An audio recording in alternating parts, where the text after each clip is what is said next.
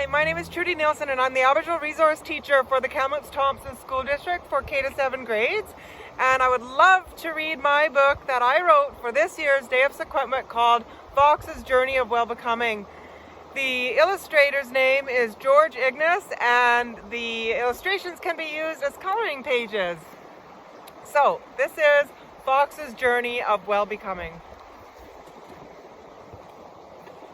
One morning Fox woke feeling a little bit sick, but she couldn't quite put her paw on it. Her head felt all foggy, her heart felt cold, her spirit felt empty, and her body felt old.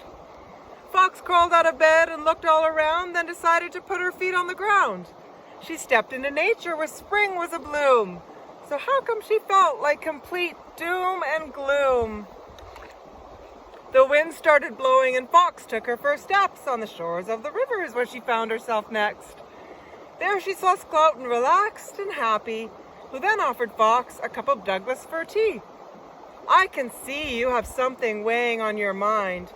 This tea always helps when I have something on mine." Then Skloughton asked Fox to kneel down by the bay and step into the water to cleanse her worries away. "Start your day fresh by sending bad thoughts downstream. Let your mind flow with positive thoughts and dreams." Fox was so thankful and her brain felt so clear. She was ready to move on in her day with more cheer. Fox wandered east where she spotted Sklup. He was drumming and singing with a spring in his step. What was he doing? He seemed so full of joy, just like a child with a brand new toy. Sklup turned to Fox, singing yip, yip, yip, yip, then handed her the drum and said, "Go on now, hit." Fox looked at Sklup sadly and said, "But I don't know how."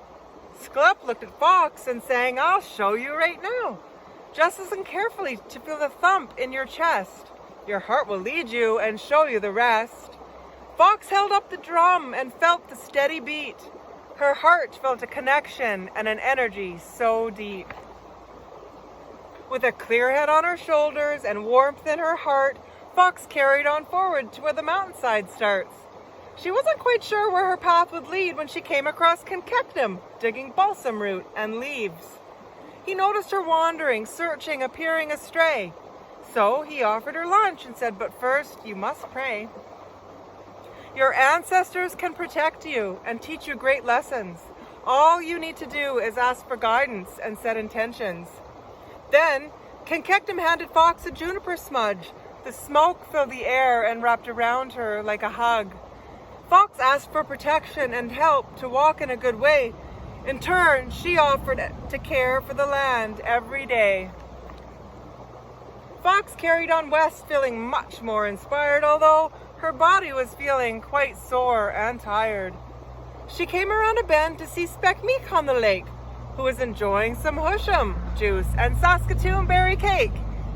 Speckmeek noticed Fox was dragging her feet, so she offered her juice, warning, "Beware, it's not sweet." Speckmeek told Fox, "If you're hungry or sick, the land provides an abundance of plants to pick. Always remember to take only what you need, offer tobacco and share, as it's not for greed." Then Fox filled her basket with medicine and food. When she sat down for a taste, she felt instantly good. As the evening sun set, Fox started for home. She thought to herself, "I don't feel so alone. My mind feels much clearer, my spirit feels calm, my heart feels more cheer, and my body feels strong."